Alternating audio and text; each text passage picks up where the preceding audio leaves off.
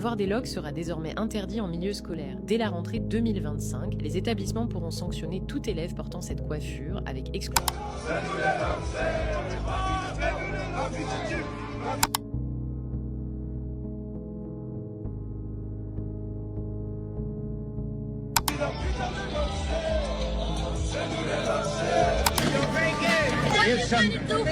I'm trying to tell you.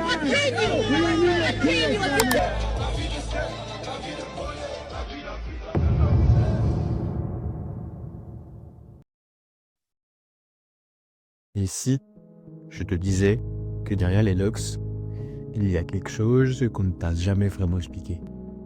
Sali, moqué, diabolisé. Tous ces mots désignent malheureusement cette coiffure. Mais pourquoi? Pourquoi autant de haine autour d'une simple coupe de cheveux? Comment une simple coupe de cheveux peut-elle diviser autant? Le fumeur de joint, le mec sale, le voyou, tant de mots pour parler d'une coupe. L'innocence pourrait nous faire croire que les locks ne sont qu'une simple coupe et que le problème n'est pas si profond que ça. Mais l'histoire nous a rappelé que derrière des stéréotypes se cache souvent une cicatrice inavouée, qui ne peut être soignée que si on la guérit en profondeur. Et c'est clairement ce que l'on va essayer de faire aujourd'hui. En réalité, derrière ces jugements, il y a une histoire. Une histoire aux origines bien plus profondes que la simple naissance de King Von ou de Dishflash. Parce que les cheveux, surtout les cheveux noirs, ont toujours été politiques. Et ça, on va le découvrir tout au long de cette vidéo. Alors, pose-toi la question. Pourquoi aujourd'hui encore, un loxé peut se faire recaler dans un entretien? Pourquoi il se fait juger dans la rue avant même d'avoir parlé? Pourquoi, en 2025 encore, les afro-descendants ridiculisent encore cette coupe sous prétexte que Dishflash l'arbore dans un clip? Je vais te faire une confidence. Ce n'est pas du hasard. Avant de continuer cette vidéo, n'hésite pas à t'abonner à ma chaîne YouTube, à liker cette vidéo et à activer la cloche de notification pour ne pas rater mes prochaines vidéos qui vont arriver très rapidement sur cette chaîne. J'ai aussi ouvert un compte Instagram, Facebook et TikTok, donc n'hésite pas à me donner de la force en s'abonnant aussi sur cette plateforme. Merci d'avance et sur ce, retour sur le mystère des locks.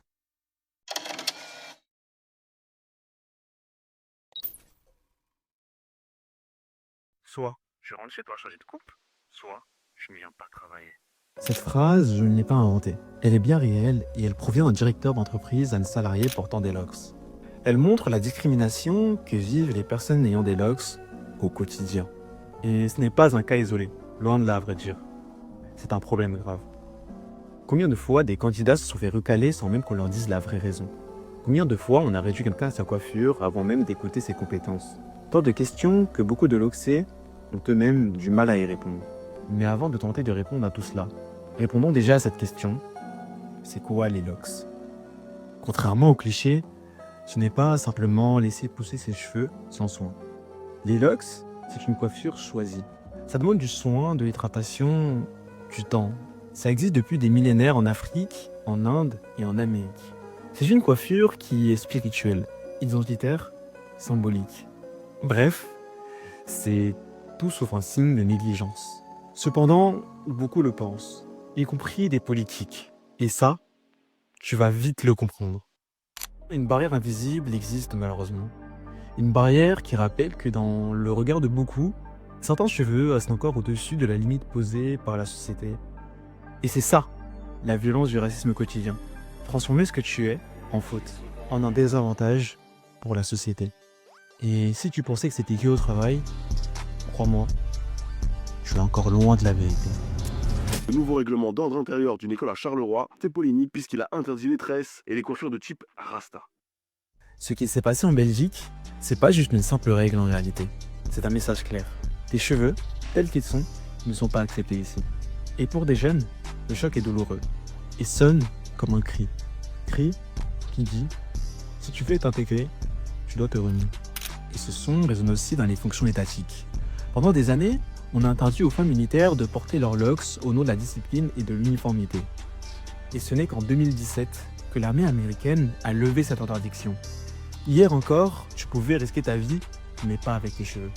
Comment une coiffure qui demande de l'entretien, qui a des racines spirituelles et historiques, a pu être transformée en signe de négligence, de saleté, voire de criminalité.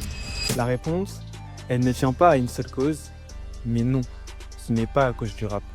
Non, ce n'est pas une question d'hygiène. Non, ce n'est pas une coïncidence culturelle. Non, ce n'est pas à cause des sans-abri. Et enfin non, ce n'est pas à cause de T-Slash et de cette musique. En réalité, si les Lox ont été autant diabolisés, c'est parce qu'elles représentent quelque chose de beaucoup plus profond. Un symbole de fierté noire, de résistance, d'identité. Et c'est ça qui fait peur. Notamment à ceux qui cherchent à contrôler les pensées et les opinions. Ok. Donc en réalité, si on veut vraiment comprendre, il faut retourner plus loin dans le passé. Mais sois prêt. Car sa diabolisation est le produit d'un vrai scandale d'État.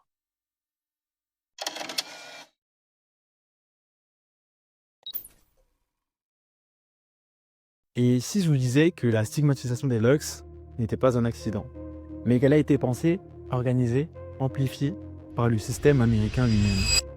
Ça paraît gros, je sais. Mais attendez. Années 60, États-Unis. Les mouvements pour les droits civiques explosent. Et un détail attire l'œil, les cheveux. Afro, Lox, ce n'est pas juste un style, c'est un drapeau. C'est une révélation, le cœur chantait, on n'a plus honte, on est fier de ce qu'on est. Mais le gouvernement font peur. Enfin non, c'est pas une peur, c'est une guerre. Une guerre invisible menée par l'État lui-même. Et les choses ne peuvent donc être terribles pour toute une communauté qui s'est mise à rêver. Grand. Très grand. L'État américain, avec comme artilleur le FBI, autrement dit les services secrets américains, déclenche son âme la plus létale du moment. Le projet COINTELPRO, de son vrai nom, Counter Intelligence Programme. En français, cela donne Programme de contre-espionnage. Officiellement, le projet existe pour surveiller des groupes dits subversifs, comme les communistes, les mouvements pacifistes, les féministes, mais surtout les mouvements noirs, comme les Black Panthers, Martin Luther King ou Malcolm X. Et dans leurs documents, on retrouve noir sur blanc des termes comme discredit, neutralize ou prevent the rise of a black messiah. Autrement dit, empêcher par tous les moyens qu'un leader noir peut signifier et inspirer les masses. Et le plan est simple, mais machiavélique et précis comme la balle d'un sniper, discrédité. Associer les symboles noirs comme l'afro ou les locks à la violence, au désordre, au crime. Le but est de faire en sorte que les attributs noirs deviennent synonymes de danger. Et c'est ce qu'il se passa. Dans les communautés noires, la peur s'installe. Et un nouveau son de cloche retentit lentement, mais sûrement, dans la tête des familles afro-américaines. Porter tes cheveux naturels, c'est exposer. Et pour te le prouver, je vais te donner un exemple terrible, mais créant de véracité, où un autre belligérant étatique n'hésite pas à porter les armes, la justice. L'arrêt Rogers versus American Airlines. Peu de gens en ont entendu parler, mais c'est l'un des symboles les plus forts de cette lutte menée par le gouvernement américain contre les symboles afro. J'explique. 1980, Renée Rogers, une hôtesse de l'air noire. Elle travaille pour American Airlines, une des plus grandes compagnies aériennes du monde. Un jour, elle arrive avec des cornrows, c'est-à-dire des tresses aux origines africaines. Une coiffure culturelle, parfaitement propre et entretenue. Cependant, refus immédiat, pas conforme à l'image professionnelle de la compagnie. Un son lourd siffle dans les oreilles de Renée, qui dit « Tes cheveux ne passent pas ». L'hôtesse ne se laisse pas faire. Elle attaque en justice, en invoquant le Civil Rights Act de 1964. Elle pense que les cheveux, leur style, font partie intégrante de son identité raciale. Mais la cour tranche autrement. Pour les juges, les cornrows ne sont pas une caractéristique immuable, mais un choix personnel. Autrement dit, tu peux changer de coiffure, donc ce n'est pas protégé par la loi. Le verdict est glaçant. Officiellement, une entreprise pouvait légalement interdire les coiffures afro. Et cet arrêt n'est pas resté isolé. Il a servi de précédent. Pendant des décennies, il a été cité pour justifier que les locks, les tresses ou l'afro ne soient pas considérés comme des attributs raciaux protégés. Tu comprends la portée ? Ce n'était pas juste un manager raciste ou une remarque déplacée. C'était la justice américaine qui, tel un fusil de précision, te visait en plein cœur. Ton identité n'a pas de place ici. L'État américain lui-même était contre une forme d'indépendance de la communauté noire. Mais ça, ce n'était que le premier chef. Le vrai massacre, lui, allait commencer dans les années 80.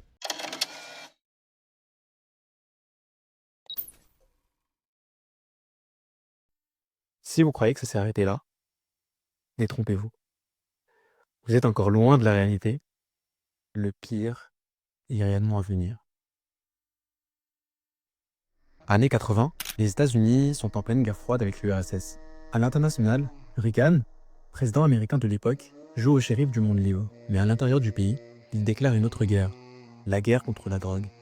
Tout commence en 1971. Richard Nixon déclare que l'ennemi public numéro 1 des États-Unis, c'est la drogue. Mais c'est dans les années 80, sous Ronald Reagan, que cette guerre prend une ampleur inédite. L'objectif affiché est simple, protéger la jeunesse américaine et éradiquer un fléau qui ronge la société. Le gouvernement renforce les lois, impose des peines minimales automatiques, déploie plus de police dans les rues et multiplie les arrestations. La première dame, Nancy Reagan, devient même le visage de cette campagne, avec son slogan célèbre « Just say no. » Sur le papier, cela ressemble à quelque chose de bien. Cela va aider la population à faire grandir le pays. Mais comment vous dire? Reagan n'avait clairement pas envie d'éradiquer la drogue aux États-Unis. Non, son réel but, le réel objectif et volonté de l'État le plus puissant au monde est bien plus sombre. Et si je vous disais que cette guerre contre la drogue était un prétexte pour cibler les Noirs? En tout cas, c'est ce que prétend l'un des plus proches conseillers de Nixon, John Ehrlichman, en 1994. John, c'est clairement pas n'importe qui. Un des hommes clés du Watergate. Un des conseillers qui a tout vu, tout entendu, et qui, 20 ans plus tard, balance la vérité. Selon lui, la guerre avait deux cibles bien précises. Les militants anti-guerre et les Noirs. Parce que tu ne peux pas rendre illégal le fait d'être noir, ni d'être contre la guerre du Vietnam. Mais tu peux criminaliser la drogue, puis associer cette drogue à ces communautés. Je m'explique. Pourquoi cibler les Noirs et les militants anti-guerre? Pour comprendre, il faut remonter au climat des années 60 et 70. À l'époque, l'Amérique est secouée entre deux révoltes. D'un côté, le mouvement pour les droits civiques et les Black Panthers, qui dénoncent le racisme d'État. De l'autre, les jeunes qui s'opposent à la guerre du Vietnam. Deux forces sociales qui menacent directement l'ordre établi. Et là, problème. Comment neutraliser ces mouvements sans paraître antidémocratique? Réponse, en créant un ennemi commun, la drogue. En 1994, Ehrlichman finit par l'avouer dans une interview. 1968 and the Nixon White House after that had two enemies, the anti-left and black people. You understand what I'm saying? We knew we couldn't make it illegal to be either against the war or black, but by getting the public to associate the hippies with marijuana and blacks with heroin, and then criminalizing both heavily, we could disrupt those communities. Voilà, le masque tombe. La guerre contre la drogue n'était pas une lutte morale, c'était une stratégie politique. Les militants anti-guerre, disqualifiés comme junkies. Les Afro-Américains, assimilés à des dealers et des criminels. Et c'est exactement ce qu'on a vu les années qui suivent. D'un côté, les médias qui commencent à montrer des hippies comme des fumeurs de joints irresponsables, perdus dans leur fumée, et de l'autre, des quartiers noirs sont filmés comme des jeunes infestés par la criminalité et l'héroïne. Puis arrive Reagan, qui reprend ce modèle en le rendant pire que ce n'était au départ après la démission de Nixon. Peines automatiques, prisons qui se remplissent à une vitesse record, descente policière massive. En 10 ans, la population carcérale noire quadruple. Et là, un soupçon énorme surgit. Reagan est accusé par la communauté afro-américaine de juger beaucoup plus durement les noirs que les blancs. Mais le scandale, c'est que ce crack aurait été utilisé comme arme par son propre gouvernement qu'il a implanté au sein de la communauté afro-américaine. Oui, vous avez bien entendu. Reagan, qui mène une guerre contre la drogue, aurait lui-même participé à l'implantation de cette drogue dans les quartiers noirs. De la cocaïne transformée en petits cailloux à fumer. Voilà ce qu'est le crack. Moins cher, donc beaucoup plus accessible pour les communautés pauvres, mais létal, tel un drone programmé pour massacrer. Résultat, une dépendance massive, des familles détruites, et un prétexte parfait pour remplir les prisons. Et tout ça est bien réel. Un journaliste du San Jose Mercury News, Gary Webb, publie en 1994 une enquête qui va secouer l'Amérique. Son titre, Dark Alliance. Dans ces articles, il révèle que la CIA a fermé les yeux, voire participé à l'implantation du crack dans les quartiers noirs de Los Angeles. Pourquoi? Pour financer en secret des Contras, des groupes paramilitaires en Amérique latine, alliés des États-Unis contre le régime sandiniste du Nicaragua. Traduction. Pendant que Reagan déployait sur les écrans son discours moral sur la guerre contre la drogue, son propre gouvernement alimentait ce trafic dans l'ombre. On créait la plaie pour ensuite criminaliser ceux qui en souffraient pour être sûr de rendre plus profonde chaque jour cette douleur pour qu'elle ne cicatrise jamais. Le choc est immense. Dans les quartiers afro-américains, c'est une bombe. Toute une génération détruite par le crack. Et maintenant, la certitude que ce désastre n'était pas un accident, mais une stratégie. Et comment réagit le gouvernement et les médias? Plutôt que d'enquêter, les grands journaux américains attaquent Gary Webb. Ils discréditent son travail, le traitent de complotiste. Sa carrière s'effondre. Et en 2004, il est retrouvé mort. Officiellement, suicidé. Ok, maintenant on sait que Nixon et Reagan n'étaient pas là pour sauver l'Amérique. On sait qu'ils ont littéralement bombardé toute une communauté de crack, ce qui a détruit des générations entières. Mais là tu vas me dire, quel est le rapport avec la diabolisation des Locks? Et justement, dans ce climat de peur et de répression, tout symbole afro devient suspect et cible sur lesquels dégainer est tiré. La musique, les vêtements et surtout les cheveux. Dans les années 80 et 90, les médias répètent toujours les mêmes images. Des centres de police, dealers menottés, gangs filmés en pleine rue, et qui on voit des jeunes loxés. Sur les fiches de police, qu'est-ce qui apparaît comme signe distinctif? Les locks. Comme si ta coiffure était une preuve à charge. Voilà comme une coupe de cheveux spirituelle, identitaire, historique, s'est retrouvée aspirée dans une guerre politique et raciale qui la dépasse. Et voilà où ça devient encore plus inquiétant. Parce qu'on ne parle plus juste d'une mauvaise image, on parle d'un vrai système. Tu vois, dans les années 80-90, un jeune loxé arrêté. Ça donne une image parfaite pour le JT du soir. Le contre-pouvoir, donc les médias, finissent ironiquement par devenir l'arme la plus utile de la répression étatique en diffusant ces images en boucle. Résultat, le public s'habitue. Lox est égal suspect désormais. Ce cri, ce son de cloche, symbole d'une douleur assourdissante, finit par résonner dans toute l'Amérique, pour ensuite conquérir le reste du globe. Et quand tu passes devant un juge, ce cliché pèse encore. Tu corresponds au profil, donc tu prends plus cher. Et là, cercle vicieux. Plus de condamnations, donc plus de prisons pleines de jeunes loxés. Et devinez ce que les caméras filment? Toujours les mêmes visages, toujours les mêmes coiffures. Et finalement, tu n'as plus besoin d'avoir un casier pour être jugé. Ta tête suffit. Tes cheveux suffisent. En fait, toi, noir suffit. Et c'est ça le vrai piège. Une boucle qui s'auto-alimente, où les médias fabriquent une peur, la police l'entretient, la justice la valide, et le public finit par y croire. Et toi, si tu portes des locks, tu n'es plus un individu. Tu deviens le symbole vivant de cette peur collective. Mais tout va se finir de cette manière? Non. Non, ça ne peut pas. Le vrai cri résiste. Il continue de se battre, même face aux attaques les plus lourdes, même face aux attaques les plus coupantes du camp adverse.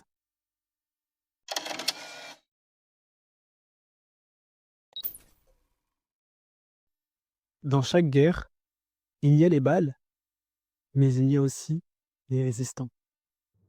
Malgré la violence, malgré les blessures, il y a toujours une voix qui refuse de s'éteindre. Et parmi les armes de cette résistance, la musique, et plus largement, la culture. Et dès les années 70, une réponse spirituelle et politique apparaît, le fameux rastafarisme. Et ce système, crois-moi, va avoir un impact immense sur la jeunesse de l'époque, en particulier celle afro-américaine. Pour les rastas, porter les locks, c'est un acte de foi, mais aussi un acte de résistance. Résistance contre l'Occident, contre Babylone, contre ces normes coloniales qui avaient toujours cherché à effacer. Dire « je garde mes cheveux comme ils poussent » devient un message politique provenant du cœur.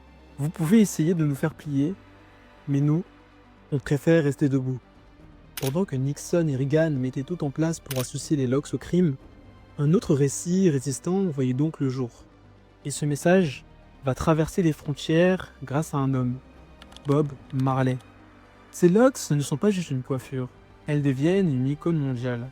Sur scène, dans ses clips, dans les journaux, Marley fait entrer les locks dans la pop culture.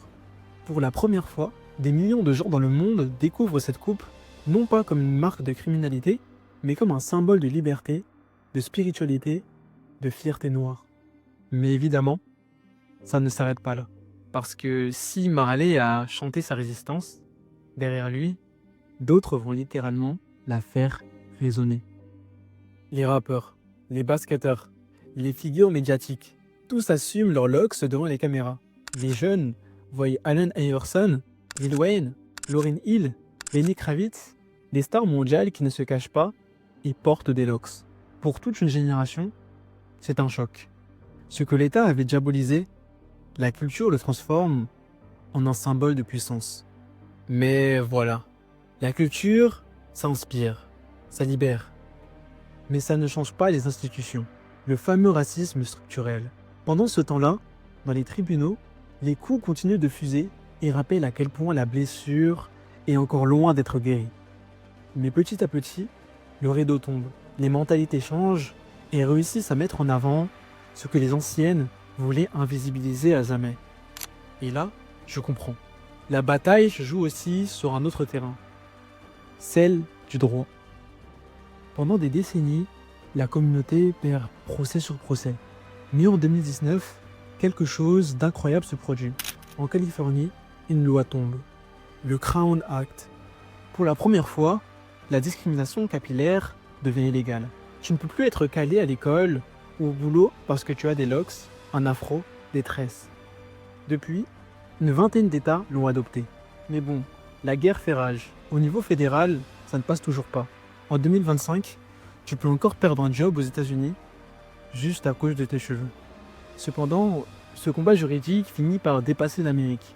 En France, en 2023, une loi reconnaît enfin la discrimination capillaire comme une forme de racisme. Victoire historique. Mais entre le texte et la réalité, il y a un fossé. Combien d'élèves exclus de cours? Combien de salariés sanctionnés? Combien de sportifs humiliés? Combien de T-slash humiliés pour leurs locks? Beaucoup trop. Alors oui, il y a des victoires. Des batailles ont été gagnées. Culturelles. Juridiques. Cependant, la guerre n'est pas gagnée. L'opprimeur contre l'opprimé. Le système contre la minorité. La puissance contre le résistant. L'un a la force, mais l'autre a le cœur.